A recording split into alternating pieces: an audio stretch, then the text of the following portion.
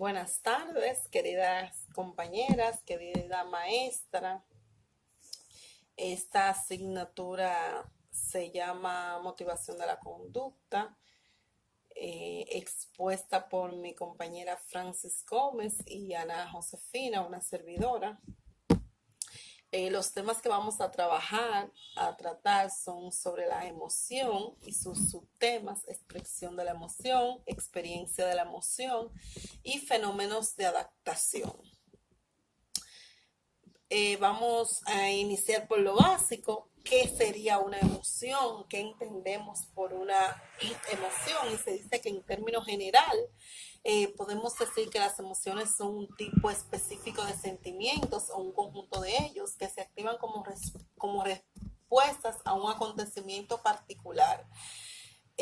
Por ejemplo, un ejemplo de ello podemos ver que a la hora de entregar algún trabajo, como este que estamos realizando, a la hora de entregar algún trabajo podemos ver la expresión facial de nuestra maestra, si es de asombro, si es de agrado, si es de desagrado, y esto genera en nosotros una gran emoción. Nos podemos poner alegres por los buenos comentarios que nos digan, o nos podemos poner nerviosos, sudar las manos, sentirnos con temor, por ver cómo se acerca a nosotros alguien que tenga conocimiento del tema y no diga, mira, eso no estuvo bien, o sí, eso estuvo bien. Entonces, esa es la emoción. La emoción es todo aquello que sentimos por alguna situación, esa adrenalina que sentimos. Los científicos han podido determinarla como emoción y se subdivide en muchísimas vertientes, que es lo que vamos a compartir en el día de hoy. La expresión de las emociones, después de nuestros sentimientos, las expresiones de los demás son la parte más conocida de las emociones. Darwin, un gran científico que conocemos, expuso que las expresiones son un vestigo de la humanidad. Él observó que distintos animales cambiaban de conducta según las acciones que tenían, pero todos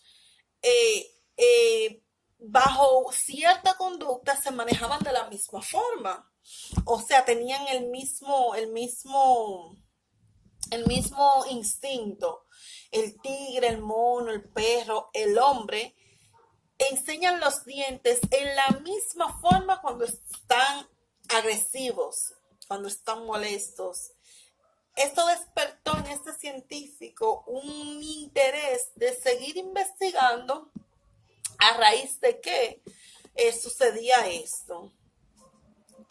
Nos damos cuenta que dentro del cóctel de emociones, como yo le pude llamar, haciendo esta investigación, hay muchísimas, pero hay unas que se conocen como las emociones básicas, que podemos decir sorpresa, miedo, gusto, disgusto, placer. Por ejemplo, podemos darnos cuenta, una persona que se encuentra sorprendida, este levanta las cejas, como estoy haciendo yo en este momento, levanta las cejas, abre los ojos y la mandíbula medio que la tiene como media abierta, como así, como medio así. El miedo es una expresión que se nota desde lejos. Una de las características de la misma son cejas levantadas y contraídas, hay arrugas en el centro de la frente, labios tensos o estrechados. Disgusto es una expresión muy fácil de palpar.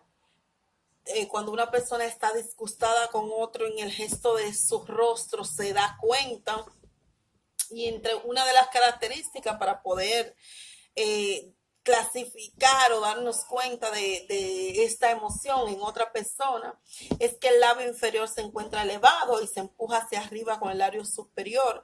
La nariz se arruga La mejilla se levanta y las cejas bajan, impulsando abajo el párpado superior. Cólera, que es cuando una persona está colérica, histérica por alguna manera. Una de esas características es cejas levantadas y contraídas con líneas verticales, mira dura hacia los ojos, los labios muy apretados. Hay muchas características.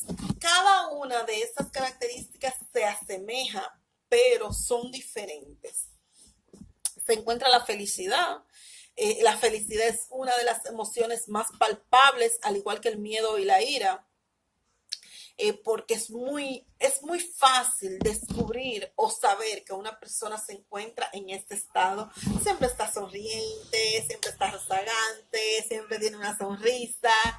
Eh, Se nota, las cejas no están contraídas por lo general, que es una de las muchas características que tienen las emociones anteriores, sino que las cejas están un poco más relajadas y todo eso. Y la tristeza, como ya sabemos, esta emoción que se entiende que es una de las peores de todas, porque esta emoción, siendo muy constante, puede terminar en una depresión y afectar de manera muy violenta al individuo. Como ya sabemos, entre las emociones básicas se encuentran el temor, la furia, la alegría, el desagrado y la tristeza. Cada una de estas emociones tiene un rol importante en nuestras vidas. ¿Por qué? Porque todo el tiempo no se está feliz. Y si se está todo el tiempo feliz, hay un factor de problema. ¿Por qué? Porque debe de haber un conjunto. No podemos estar todo el tiempo con temor, no podemos estar todo el tiempo furioso, no podemos estar todo el tiempo alegre, no podemos estar todo el tiempo triste, pero sí una emoción refuerza la otra.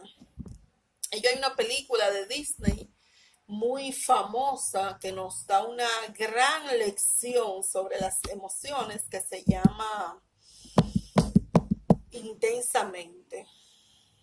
Son dibujos animados, pero la verdad sí nos da a entender de manera simple y llana que todas las emociones son importantes.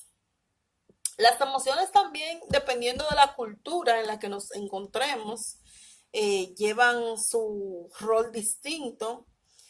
Dice que el conocimiento del contexto social donde ocurre una expresión es importante para entenderla, porque hay emociones que para nosotros son una cosa y en otra cultura puede ser totalmente distinto. ¿Te has enojado esta semana? Todos nos enojamos en el ámbito laboral, en el ámbito personal. Eh, Se dice que la ira es una emoción que frecuenta mucho la cultura occidental por la importancia que le damos a los derechos individuales. En Estados Unidos se considera que es una reacción natural, al sentir que uno ha sido tratado injustamente. Al estar siendo tratado de manera injusta, esto desencadena en nosotros una sensación de ira. Y en la parte occidental se entiende que esto es totalmente normal, porque es parte de nuestra cultura.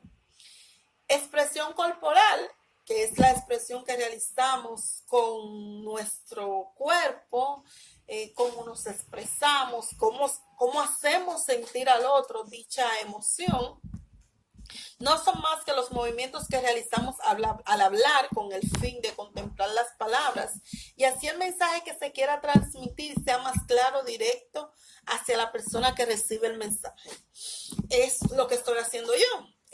Por ejemplo, o lo que hacemos nosotros cuando hablamos, que movemos la mano, que le decimos, mira, vete para allá o ven para acá. Eso se denomina expresión corporal.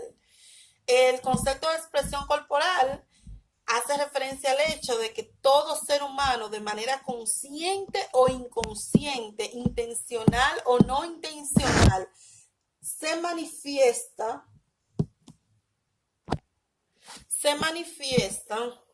eh, mediante su cuerpo. La expresión corporal es la creatividad que a través del lenguaje, del gesto, nosotros, las personas que escuchamos, que hablamos bien, no la utilizamos tan a fondo, pero las personas que tienen discapacidad de escuchar o de hablar, sí manejan lo que es el lenguaje de señas a través de gestos, y esto es súper importante porque es un medio de comunicación, se pueden entender.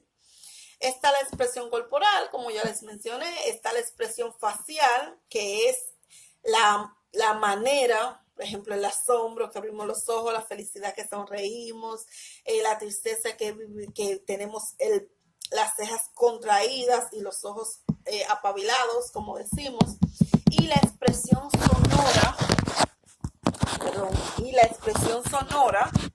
que no es más que el sonido que realizamos.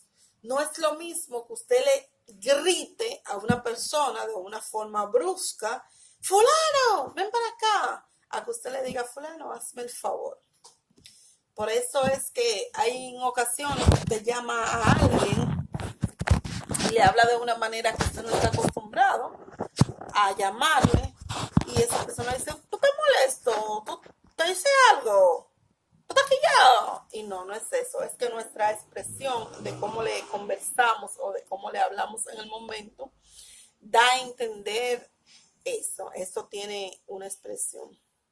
Vamos a hablar de la inteligencia emocional. La inteligencia emocional no es más que la capacidad de percibir, expresar y comprender, poder gestionar las emociones nuestras y de otros. Es la capacidad de lidiar con las emociones que tengan otros, porque en algún momento nosotros también la tuvimos. Para eso se necesita capacitarse, porque no es fácil. No es fácil lidiar con personas con problemas, tanto nosotros como las personas que están a nuestro alrededor, y sentirse de alguna manera victimizada esa persona. Y si usted no tiene la capacidad, los conocimientos para lidiar con esa persona, lo que hace es que se convierte en una bomba de tiempo. La inteligencia emocional no es más que un talento que tiene una persona de dirigir e interpretar las emociones de otro.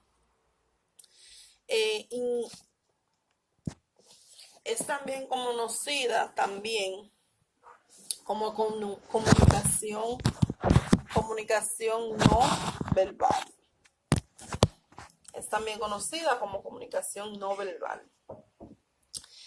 ¿Qué abarca la inteligencia emocional? Más allá de todo, percibir las emociones, que nos demos cuenta de lo que está pasando con la persona que está alrededor, manejar las emociones, tanto internas como externas, utilizar nuestras emociones y comprender dichas emociones. Vamos a entrarnos en temas más a fondo, que son experiencias de la emoción. Y la experiencia de la emoción engloba muchos subtemas, pero vamos a tocar lo que son más importantes. Entre ellos vamos a conversar sobre el miedo. ¿Qué es el miedo? ¿A través de qué viene el miedo? ¿A raíz de qué?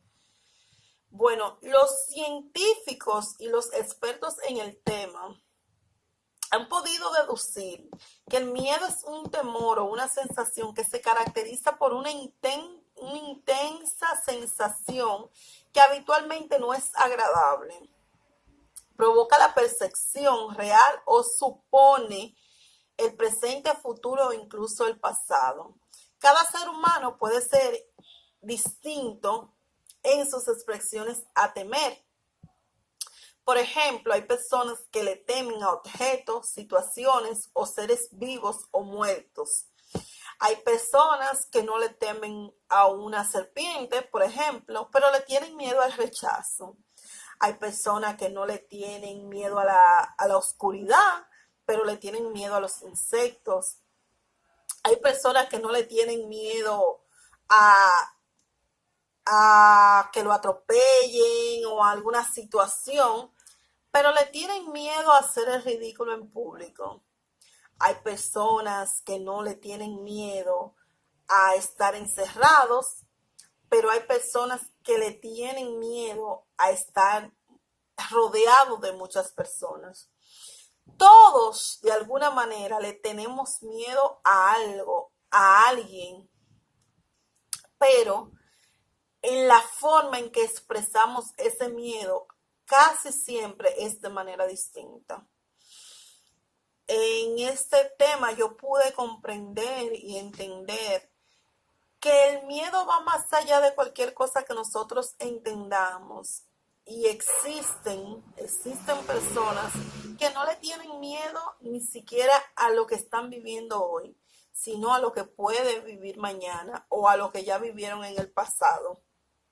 Esto nos ayuda a comprender y a entender que cuando una persona, por más sencilla que sea la situación, nos dice, yo le temo a esto, debemos de alertarnos y estar pendientes, porque el miedo es una de las emociones que de manera física puede afectar muchísimo al individuo.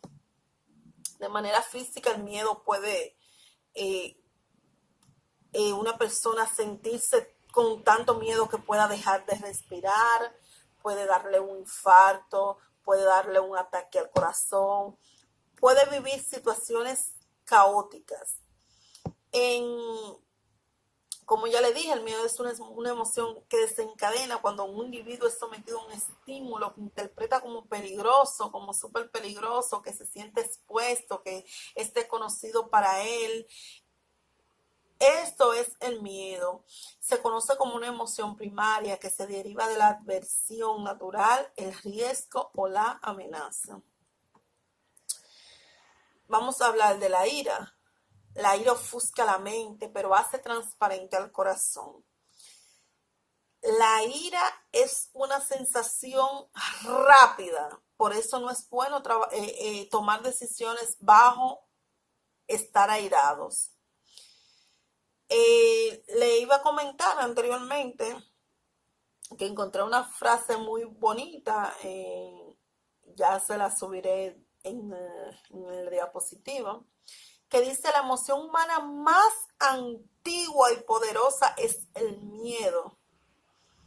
Más antigua y poderosa es el miedo.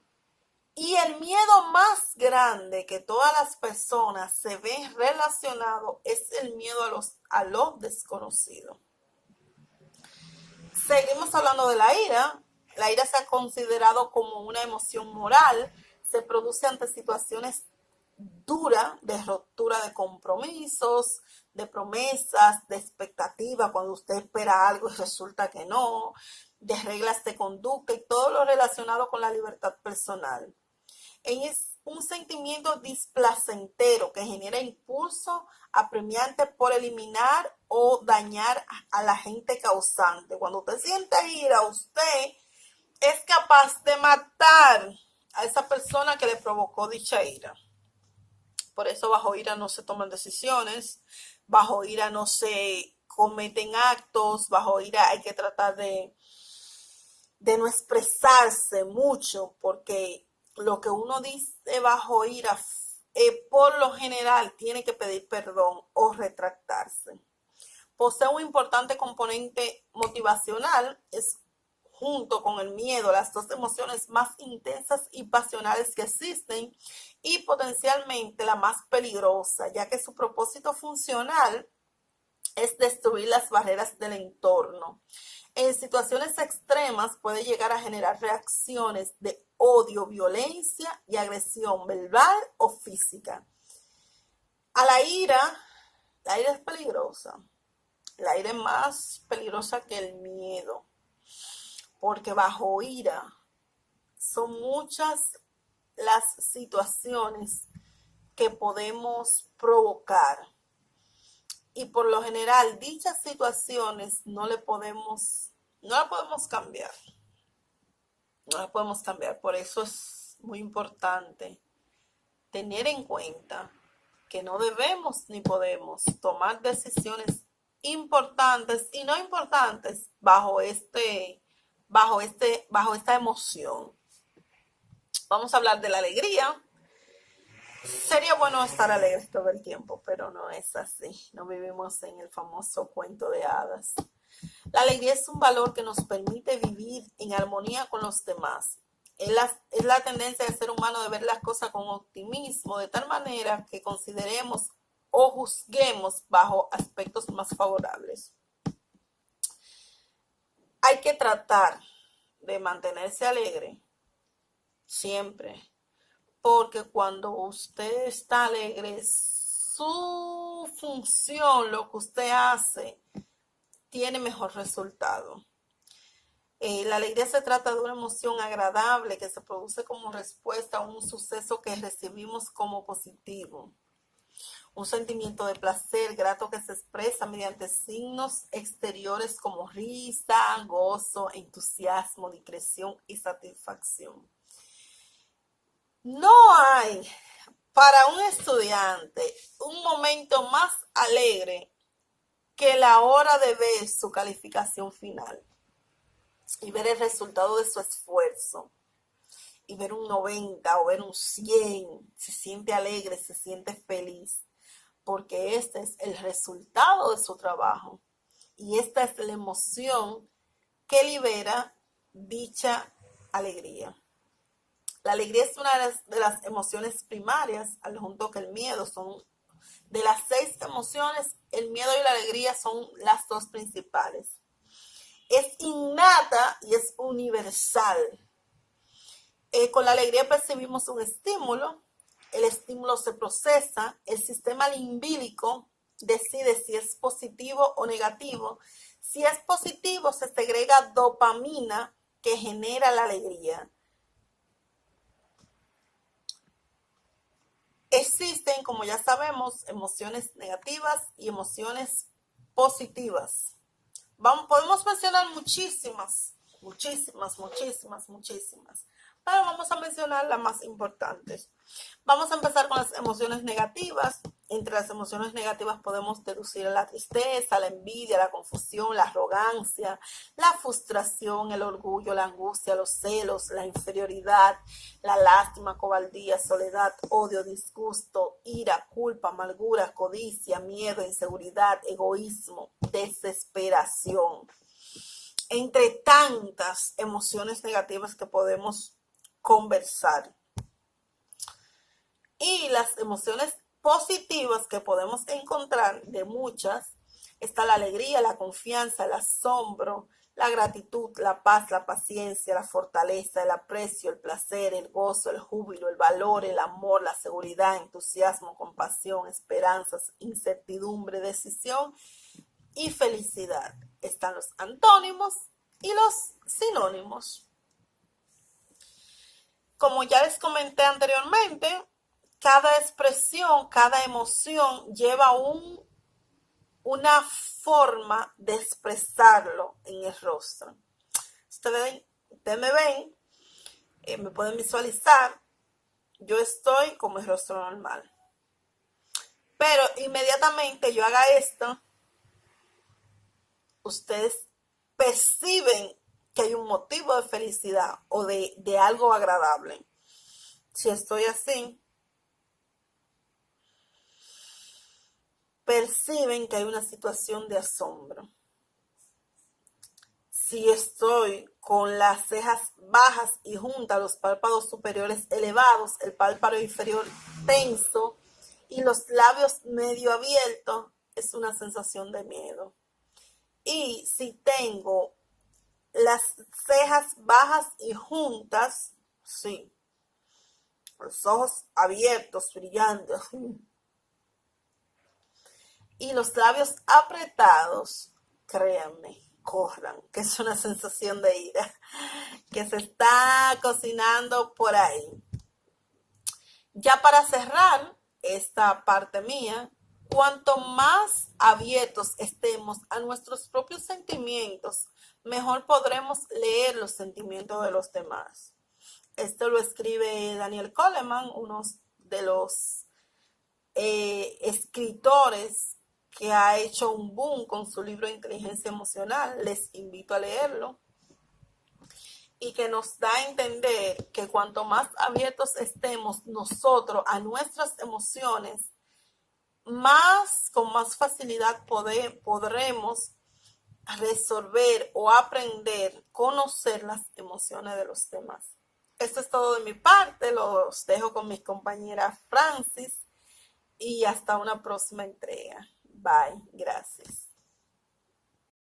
Mi nombre es Francis Gómez y le voy a estar hablando sobre el fenómeno del nivel de adaptación. El nivel de adaptación representa la condición de los procesos de vida descritos en los 3 niveles, como es el integrador, el compensatorio y el comprometido. El nivel de adaptación de una persona es un punto que cambia constantemente y está compuesto por estímulos focales, contextuales y residuales, que representan el estándar de la gama de estímulos con el que la persona puede reaccionar por medio de respuestas normales de adaptación. Es decir, una persona, vamos a poner en el nivel laboral, pues una persona que esté acostumbrada, por ejemplo, vamos a poner un conserje que está acostumbrado a barrer, pues esa persona se va a acostumbrar, la adaptación de esa persona es barrer, hacer los quehaceres del lugar de trabajo donde está. Ahora, esa persona está adaptada a esa situación. ¿Qué pasa? Esa persona puede buscar la forma de cambiar el nivel donde está. Es decir, vamos a poner el ejemplo, por ejemplo, de una compañera mía de trabajo que ella es conserje. Pero ¿qué pasa? Ella está ahora mismo adaptada a su puesto de trabajo, pero ella no está pensando en quedarse ahí. Ella está luchando, a pesar de su edad, de avanzar, porque ella quiere mejorar su puesto de trabajo. ¿Qué pasa? Ella está ahora mismo adaptada a ese nivel que está ahí, pero aparte está trabajando para mejorarlo. Entonces, a nivel laboral, nosotros tenemos que buscar, no quedarnos ahí plantado, adaptarnos a hacer que nuestra silla, como decimos, eche raíces en ese lugar donde estamos. Es decir, tenemos que vivir motivados para crecer. Claro, siempre y cuando la empresa donde uno labore, donde nosotros como colaborador laboramos, nos den la oportunidad de crecer. Si tú tienes oportunidad de crecer en tu trabajo, y aún si no la tienes, pues como quiera, el amor a tu trabajo, tú tienes que dar todo por el todo, por hacer un buen trabajo, porque la persona que atiendes, si es en servicio al cliente, pues reciba un buen trato, donde se vaya satisfecho con el servicio que fueron a buscar. Entonces, ahora le vamos a estar hablando sobre el juicio de valor. ¿Qué pasa? El juicio de valor no es otra que la valoración que realiza una persona acerca de algo o alguien, y que es el resultado de someterlo a sus ideas. Es decir, yo juzgo porque lo que yo entiendo. Por ejemplo, yo puedo, una persona que tenga una situación X o y yo entiendo que yo pasé por esa situación, pues yo, de acorde a como yo pasé esa prueba, vamos a decir esa prueba, pues yo voy a juzgar la manera en que esa persona pues pasa esa prueba. Entonces, los juicios se hacen de acorde a lo que uno piensa, a la experiencia que hemos tenido acerca de la situación en que está viviendo cada persona. Es decir, las personas nacemos y nos desarrollamos en un determinado contexto. que por supuesto moldeará nuestra personalidad. O sea, dependiendo de nuestra personalidad, nosotros vamos a juzgar a la otra persona porque entendemos una cosa a nuestro pensar muy diferente a lo que pueda pensar, a lo que pueda estar pasando a la otra persona. Sucede también en nuestro nivel laboral que en algún puesto determinado cualquiera podemos tener algún compañero que quizás no haga la labor como nosotros lo hacemos o como el procedimiento lo indica. Entonces ya de ahí venimos a queremos juzgar. Entonces cuando juzgamos, el entorno se vuelve, el clima laboral se vuelve pesado. Entonces de ahí es algo que, ¿qué le digo? Eso es algo que es una mala influencia. Al decir, claro, si el juicio que tú estás dando es negativo, pues entonces influye de mal modo. Ahora, si tú estás juzgando de una manera positiva, pues claro que se va a tomar de una manera muy positiva. Entonces, juzgamos cuando vemos la cosa bien, si la vemos mal, más o menos, quizás. O sea, queremos ver la cosa, la situación de nuestro punto de vista. Hacemos juicios de valor cada vez que calificamos acciones o cosas, como le decía. Los juicios de valor pueden ser juicios morales, éticos, políticos, religiosos, etc. Y se contraponen a los juicios de hecho. O sea, se contrapuntean, como dicen por ahí. Los juicios de valor expresan nuestros gustos, preferencias, ideología, etc. O sea, dependiendo de lo que nosotros pensamos, de ahí nosotros empezamos a juzgar. El juicio de valor es el juicio de lo correcto o errado de algo, basado en un conjunto o sistema. Es decir, como le decía antes, dependiendo de lo que nosotros pensamos, de ahí juzgamos. Privación. Vamos a hablar ahora sobre la privación relativa. La privación relativa es la diferencia entre la situación deseada por una persona y su situación afectiva. Es decir, nosotros como seres humanos a veces deseamos estar en X, como ahora mismo estamos hablando a nivel laboral. Nosotros como seres humanos a veces deseamos estar en un X puesto, como en mi caso, claro. Yo trabajo como cajera en el banco de reservas y mi objetivo ahora mismo es pasar a servicio al cliente. Entonces yo estoy trabajando como cajera, pero mi deseo es estar en el servicio al cliente. Aunque estoy trabajando para eso, aparte de que estoy estudiando, pues estoy haciendo mi labor allá cooperando para llegar allá, el servicio al cliente. Entonces, la privación de la realidad, o sea, la privación relativa, es la diferencia entre la situación que estoy viviendo y la situación que yo deseo. Entonces, algunas de las consecuencias derivadas de las desigualdades en poder y estatus son la diferencia de reparto de recursos, lo que puede dar lugar a la competición social. Desde la teoría de la privación relativa ha tratado de especificar las condiciones que probablemente dan lugar a expresiones de protesta. Es decir, cuando no podemos lograr lo que queremos y estamos en un lugar donde no deseamos estar, pues ¿qué pasa? Ahí comenzamos a protestar. A veces quizás no lo hacemos de forma verbal, o sea, de agarrar y ir a hablar con nuestros jefes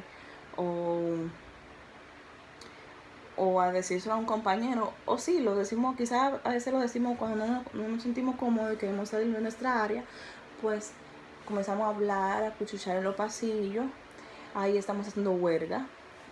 También empezamos a portarnos mal, a hacer cosas que no favorecen a nuestra labor diaria. a nuestra labor en nuestras empresas, en nuestro lugar de trabajo. Tipo de privación relativa. Existen 3 tipos de patrones diferentes de privación relativa en función de la relación a expectativa y capacidades.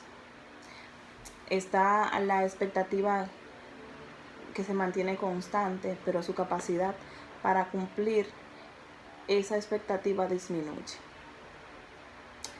Hay muchas personas así, que tienen una expectativa de querer lograr algo, como le decía, y hacemos énfasis ahí, y no hacen lo posible para lograr lo que se proponen, lo que les priva estar en esa situación, en el lugar donde quieren estar. O sea, disminuye, su motivación disminuye, no se motivan a querer avanzar. Está la capacidad de mantenerse constante, pero sus expectativas aumentan.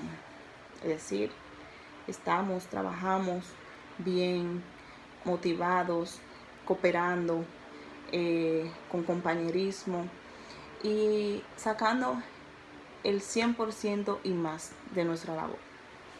Está la expectativa y capacidades que aumentan, pero estas no son suficientes para satisfacer el aumento de aquellas. A veces nos pasa eso, de que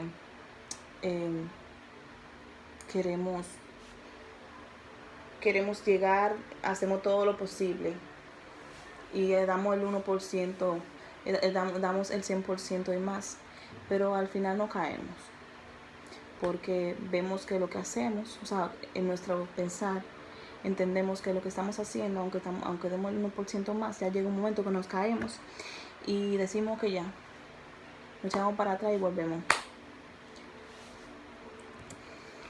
¿Por qué la competencia entre grupos es más fuerte que el individuo? Los grupos suelen valorar más el respeto de la riqueza.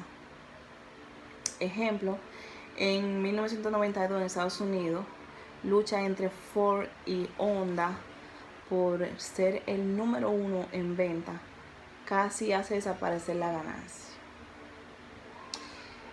Numerosos conflictos bélicos se inician con el fin de demostrar la superioridad, o sea, que uno es más superior al otro, de un país sobre otro, aún sabiendo que tanto la victoria como la derrota supondrán para ambos. Es decir, puede ganar el uno como también puede ganar el otro. Sufrimiento físico, gastos económicos, devastación ecológica, es decir, influye en todo. Cuando afloran los conflictos, aumenta la cohesión grupal. Se exige lealtad y adhesión estricta a las normas grupales, impidiendo cualquier interacción o empatía con el grupo externo. Los líderes cuyo cargo se tambalean suelen comportarse de manera más competitiva durante las negociaciones.